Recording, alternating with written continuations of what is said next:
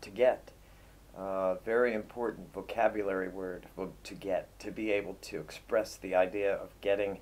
In Norwegian, the first version of to get that I learned was ofo, you know, and then very quickly I started to see that there were other versions of it, you know, that meant a slightly different form of getting.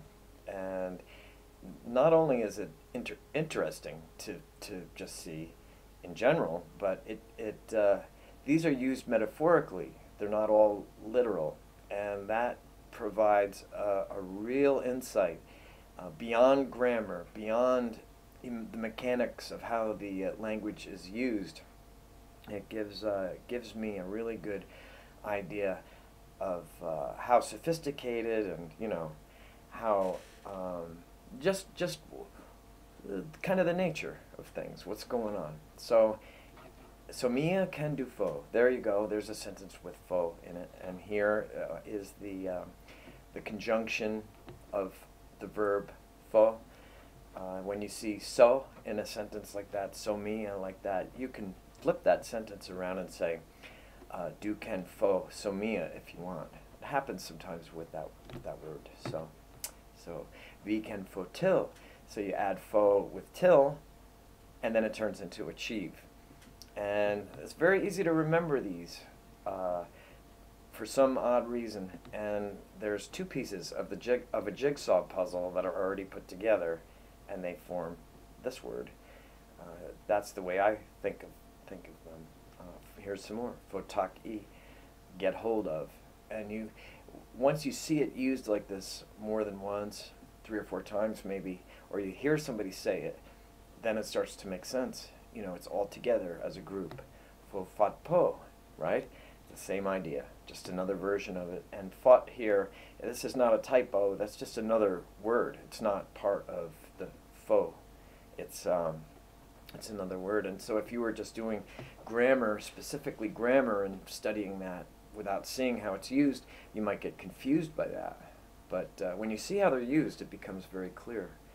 Ohinhenta, that one is mostly written. I've never heard anybody say that, but it also means overtake when it's inhenta us. I've seen that. So, but mostly it just means to obtain, and it sounds like that. Oh, inhent. It almost sounds like inhale. You know, the English word inhale.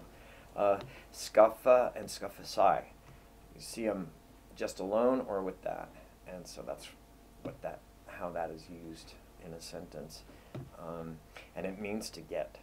You know, for okuna mutta, and that is more formal. That's probably instructions. Usually you see that with instructions on something you have to fill out, a form you need to fill out, or get a stamp on, or pay a tax on, or whatever. But for okuna doesn't have anything to do with getting, but it's another example of a very useful phrase, for okuna, to be able to. And I remember saying that to my Aldemore when I helped her rearrange some furniture. I had memorized for Yarbara Glara for okuna yelpa. And I didn't know what I was saying exactly, but later on I found out I was saying to be able to help. I was just glad to be able to. And you'll see, that's a very important one right there, for okuna. Hosta in, you know, I used it here. It's being used metaphorically. That's an example of what I was talking about, metaphorically, but it's also used for, you know, literally in harvesting vegetables and things. Osamla, to collecting eggs or stamps or whatever. And it also means to bring together. Ovinapo, suddenly just to win, ovina, turns into to gain from, ovinapo.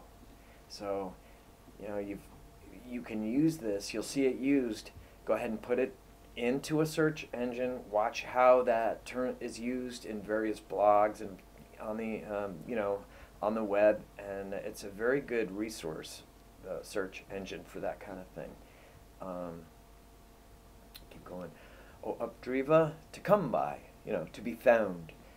It's a very kind of a playful, it's a fun kind of, even if it's in a serious sentence, it changes the meaning in a subtle way. And brings a lot of depth to understanding Norwegian, when you start to be able to see this stuff. And like I said, you don't have to understand every little grammatical method or rule to understand this, because this happens in English, it happens in all languages. At least I think it does. Upna, there's another one, and that turns into achieving. Keep going. I'll come up, you'll see that. I come up, I got up, and I saw this used, somebody was talking about nails coming up from the flooring. So it's used literally and like this. Ota ien, to catch up, to get back to where you're supposed to be. Iverva, that's a weird one. It's rare. I mean, and it's kind of has to do with things, possessing like things, like firearms and explosives and stuff. Arva, inherit, those are related. See, they're very similar. In casera, and so that comes from caserer, or it's related to it, which is all, this is all sort of monetary related, it has to do with money. And states, counties, countries, groups, they're constantly trying to incassera things. And sometimes people are, they will. So that's how that's used. Ogrippa, to grasp, that is literally and metaphorically, used just like with English. It's the same way it is in English. And ohela in, ohala in, to haul in, there's another metaphor. And that, of course, is used with fishing, literally. So just some different ways of getting things and expressing that idea in Norwegian. Here's a list, a short list of some of the places I go to look this stuff up and figure it all out. Easy Trans is really a good site. If you go to the bottom, and whenever you're looking at a word, you'll see that they actually show you how to conjugate that word, and it's very, very useful. And then this chrisord.org page for people who are doing crossword puzzles to find synonyms. That is a lot of fun. I mean, if you're looking for synonyms and you're trying to understand a word. So thanks for watching this, and I hope you got something out of it. Until next time, ha det bra.